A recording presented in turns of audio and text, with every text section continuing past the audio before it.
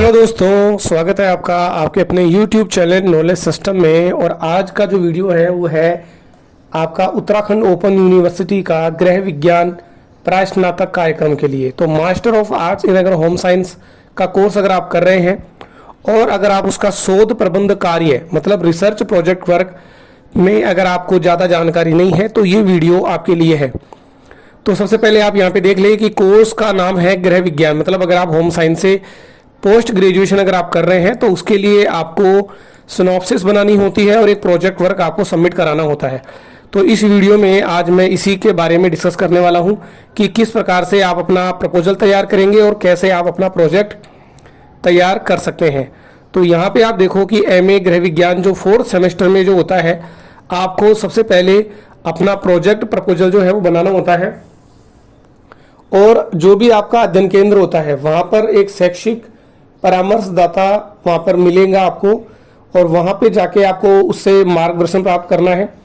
तो जो भी गृह विज्ञान विभाग के शैक्षिक परामर्शदाता होंगे वहाँ से उनके आप मार्गदर्शन प्राप्त करेंगे। एमएस वर्ड में आपको टाइप करके आपको ईमेल आईडी जैसे homescience@gmail.com पर आपको मेल करना होता है। और उसके बाद एक सप्ताह आपको लगभग टाइम मिलेगा और उसके बाद जो भी निर्देश होंगे आपके मेल पर अप्लाई कर दिए जाएंगे। तो यहाँ पर आपको कोई भी कॉपी नहीं करना है। एक सामान्य रूल्स जो है वो आपको बता देता हूँ। कोई भी अस्वीकृत होगा तो दोबारा आपको बनाना पड़ेगा। स्वीकृति की जब पुष्टि हो जाए उसके बाद ही आपको बनाना है। परामर्शदाता और जो पर्यवेक्षक होगा उसको संतुष्ट करने के बाद मतलब संस्तुति होने पर ही आपको अपना मेन प्रोजेक्ट जो है वो स्टार्ट करना है। पर्यवेक्षक का एक बायोडाटा आपको आराम से उसमें लगाना अनिवार्य रूप से, जिसमें पर्यवेक्षक की एजुकेशनल डिटेल, उसका अध्ययन जो भी उसका एरिया है या जिस कॉलेज में वो पढ़ाते हैं उनका अनुभव, ये सब चीज़ें होनी चाहिए। शोध अध्ययन जो है स्वयं नकल करना मतलब नकल किया हुआ नहीं होना चाहिए, स्वयं को ही करना होता है। और एक ही विश्वविद्यालय के 2 शिक्षार्थी मतलब 2 विद्यार्थी अगर एक जैसे विषय और एक जैसा अगर उनका क्षेत्र पाया गया या अनुवाद किया गया तो शोध प्रबंध को निरस्त कर दिया जाएगा। मार्गदर्शन हेतु कोई निःशुल्क ये सुविधा मिलती है। हिंदी अंग्रेजी में आप बना सकते हैं। A4 साइज पर आपको ये टाइप करके देना होता है। 2 कॉपी इसकी तैयार करनी है, जो एक आपको रखनी है, एक वहाँ पे कॉलेज में आपको जमा करानी है। अशुद्धि नहीं होनी चाहिए। हार्ड कवर बाइंडिंग होनी चाहिए जिसमें आप अपना एनरोलमेंट नंबर, स्टडी सेंटर, आपका नाम, पता, परीक्षक का नाम वगैरह ये सब चीज़ें होनी चाहिए। तो यहाँ पे देख सकते हो कि गृह विज्ञान के परामर्शदाता के दिवस में कभी भी आप संपर्क कर सकते हैं और इस प्रकार से आपको ये बनाना है। और जो डेट वगैरह जो है वो अंतिम तिथि ये यूनिवर्सिटी डिसाइड करती है अपने जो टाइम टेबल होता है उसके अनुसार। तो अपना जो शोध प्रबंध जो कार्य है वो आपको जल्दी आपको जमा कराना है। अब ये किस प्रकार से बनाना है, किस प्रकार से अपना प्रपोजल बनाना है, तो उसकी डिस्कस हम करने वाले हैं। तो ये बेसिक गाइडलाइंस आप अपने पढ़ सकते हैं, जैसे कि प्रस्तावना होगी, उसका उद्देश्य क्या है और आपकी परिकल्पना क्या है, विषय शीर्षक का चुनाव, और ये देखो शोध से संबंधित विषय। तो ये जो विषय है ये हर बार बदल जाते हैं। तो हर 6 महीने में आपको अपने विषय के अनुसार ही आपको बदल के आपको अपना करना होता है।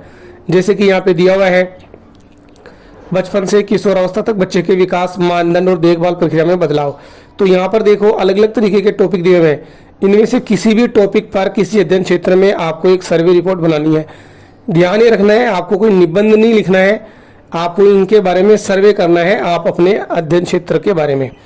जैसे अगर मान लो कि अगर आप लेते हो सूचना और संचार तकनीक, तो इसका आपके अध्ययन क्षेत्र जो भी आपने गांव शहर जो लिया है उस पर इसका क्या प्रभाव पड़ा, इसके बारे में आपको करना होता है, जो कि लगभग 8-10 पेज का आपको बनाना होता है। समस्या और समस्या का फिर उपाय आपको बताना है। आंकड़ा संग्रहण की विधियां, सारणीय अध्यायीकरण आपको बनाना है, जिसमें प्रस्ताव लिखने के लिए शीर्षक का चुनाव, उपकल्पना का निर्माण, अध्ययन के उद्देश्य, अध्ययन की प्रविधि, शोध प्रदर्शना, इनके बारे में आपको यहाँ पे देखना होता है। और उसके बाद जो मेन प्रोजेक्ट आपका बनता है, और ये आपके जो स्टार्टिंग वाले जो कवरिंग पेज होते हैं वो आपको यहाँ पर इस तरह से लिखना होता है। एक ये पेज जो है वो आपको इंग्लिश में एनरोलमेंट नंबर, सुपरवाइजर का डिटेल, और यहाँ पर आप अपना खुद का स्टूडेंट का डिटेल वगैरह जो है वो आपको आना है। अप्रूव नोट अप्रूव्ड का जो साइन है वो आपके स्टडी सेंटर से किया जाएगा। एक आपको डिक्लेरेशन देना है कि ये जो प्रोजेक्ट है ये आपने खुद बनाया है, जिसमें सब कुछ मैटर जो है वो आपने तैयार किया है। एक सर्टिफिकेट लगाना है कि ये मैटर इससे पहले कहीं और सबमिट नहीं हुआ है। तो अब हम बात करेंगे मेन प्रपोजल किस तरीके से बनाया गया है। तो यहाँ पे आप देखो जो मेन प्रोजेक्ट है वो आप यहाँ पे देख सकते हो। तो ये मेन प्रोजेक्ट जो है वो आप इस तरीके से बना सकते हो, जिसमें शोधार्थी का जो नाम है वो आपका आ जाता है यहाँ पे। इसके बाद में निर्देशक का नाम, दिनांक, अप्रूवल या अनअप्रूवल, तो वो कवरिंग पेज वाला था। अब यहाँ पे जैसे कि एक तैयार हुआ है कोविड-19 और बच्चों का विकास के ऊपर, तो ये इस तरीके से आपका मैंने यहाँ पे बना दिया है। जैसे उपलब्ध साहित्य का पुनरावलोकन, जिसमें आपको यहाँ पे लिखना होता है, आपको अध्ययन के उद्देश्य आपको लिखने होते हैं, शोध प्रविधि, साक्षात्कार, शोध प्ररचना, ये सारी चीज़ें आपको लिखनी होती है। उसके बाद में लास्ट में अध्यायीकरण आपको लिखना होता है कि अध्यायीकरण क्या क्या होगा, आपने मैटर कहाँ से लिया, ये सारी चीज़ें आपको यहाँ पर बतानी होती है। और उसके बाद बात करेंगे मेन प्रोजेक्ट के बारे में। तो मेन प्रोजेक्ट के लिए आप यहाँ पे कुछ फ़ोटो भी कलेक्शन आप यहाँ पे कर सकते हो, जिसमें आपको यहाँ पर ये मैटर तैयार करना है, इंडेक्सिंग आपको बनानी है, साहित्य का पुनरावलोकन जो है वो आपको बताना है। उसके बाद लगभग 70-80 पेज का, जरूरी नहीं है 70-80 पेज का, आप 50 पेज का भी बना सकते हैं, जिसमें जो पुराने सर्वे जो हो रखे हैं उनके बारे में डिटेल, और समस्या का कथन क्या है, क्या क्या समस्याएं उसके सामने आ सकती है, परिकल्पना क्या होगी, अनुसंधान का प्रारूप क्या होगा, ये सारी चीज़ों के उसके बारे में आपको अध्ययन करना होता है। जगह के बारे में आपको यहाँ पर बताना होता है, और ये सारी डिटेल जो है वो आपको यहाँ पे लिखनी होती है, निर्देशन वगैरह। और ये देने के बाद आप यहाँ पे देख सकते हो, उनके नाम आप डिटेल दे सकते हो, चार्ट वगैरह आपको यहाँ पर बनाना होता है। चार्ट वगैरह बनाने के बाद आप डिटेल यहाँ पे बना सकते हो। तो इस तरीके से आप देख सकते हो कि जो प्रोजेक्ट है वो आप बना सकते हो। तो अगर इस तरह के प्रोजेक्ट वगैरह बनाने के लिए अगर आपको किसी तरह की हेल्प चाहिए तो आप मुझे व्हाट्सअप कर सकते हैं, जिसमें इस प्रोजेक्ट को बनाने में आपकी हेल्प कर दी जाएगी। और ये प्रोजेक्ट आप इस प्रकार से बनाकर आप अपने स्टडी सेंटर पर आप जमा करवा सकते हैं। तो प्रोजेक्ट में हेल्प के लिए आप कॉन्टैक्ट कर सकते हैं, केवल आपको व्हाट्सअप करना है, कॉल नहीं करना है।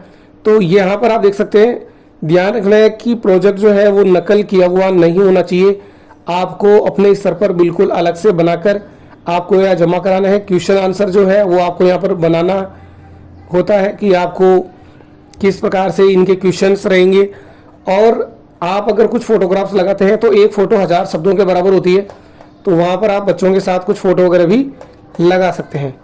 तो दोस्तों वीडियो कैसा लगा उसके बारे में कमेंट करें, चैनल को सब्सक्राइब करें, अपने दोस्तों तक शेयर करें, और जल्दी से जो अपना जो प्रोजेक्ट है वो बनाकर आप सबमिट करवा दीजिए। ओके दोस्तों, थैंक यू।